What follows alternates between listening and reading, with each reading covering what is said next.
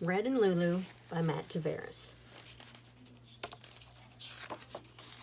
In the front yard of a little house, on the branches of a mighty evergreen, there lived a happy pair of cardinals. Red and Lulu by Matt Tavares, and he's also the illustrator, which I think is amazing. Red and Lulu were happy in their tree. Their nests were always safe in its branches. Its shade kept them cool on hot summer days, and its evergreen needles kept them cozy when autumn winds howled. It was the perfect place to live all year round. But their favorite time of year, by far, was winter.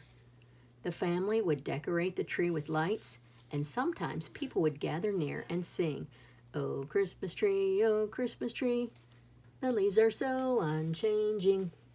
Red and Lulu loved listening to the people sing about their tree.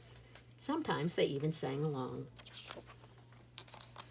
One chilly morning, just as the cold months were starting again, Red went out to find some breakfast.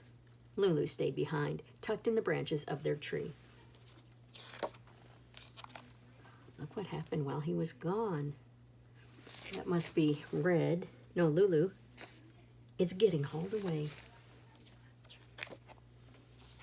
When Red returned, he could not believe what he saw. Their tree had moved.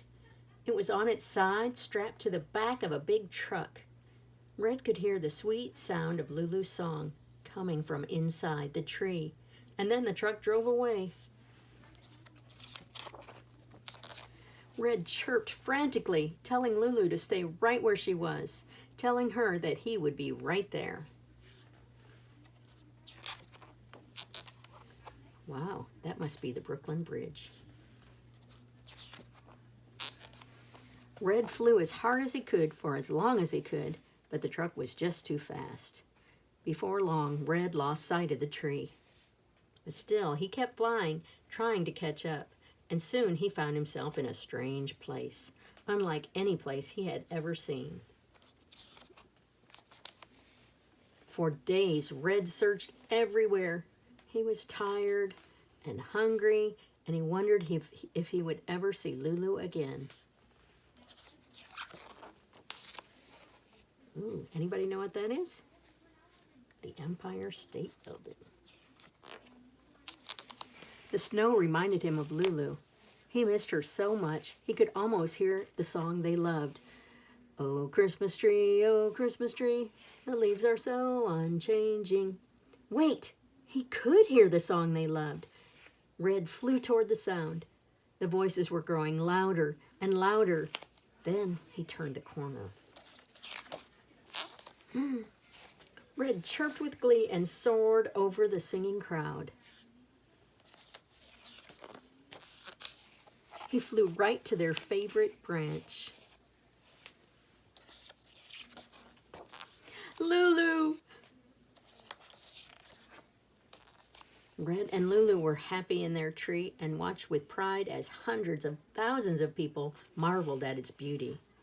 But then one day, workers came and took their tree away again.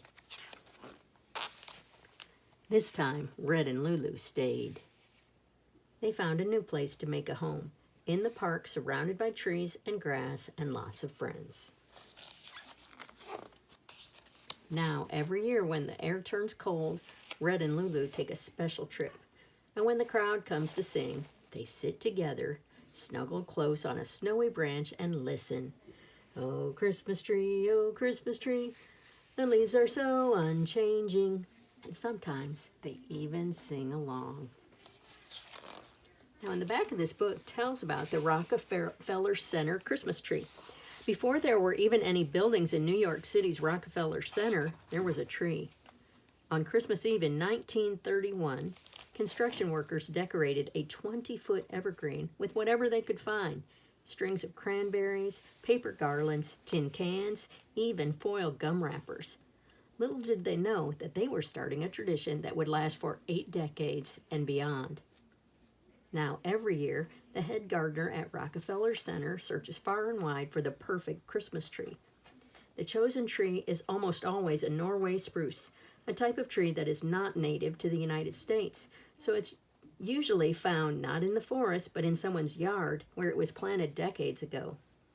Once on its pedestal, the Rockefeller Center Christmas tree stands as tall as an 8-story building and is decorated with more than 45,000 multicolored lights. The star on the top weighs 550 pounds, and every year on the first Wednesday after Thanksgiving, 200,000 people pack into Rockefeller Center to watch the annual tree lighting ceremony, while millions more watch on television. And every day until the tree is taken down in January, hundreds of thousands of people visit Rockefeller Center to see the world's most famous tree. When the holiday season is over, the Rockefeller Center Christmas tree is donated to the Habitat for Humanity, a charitable organization that uses lumber from the tree to build homes for families in need. The end.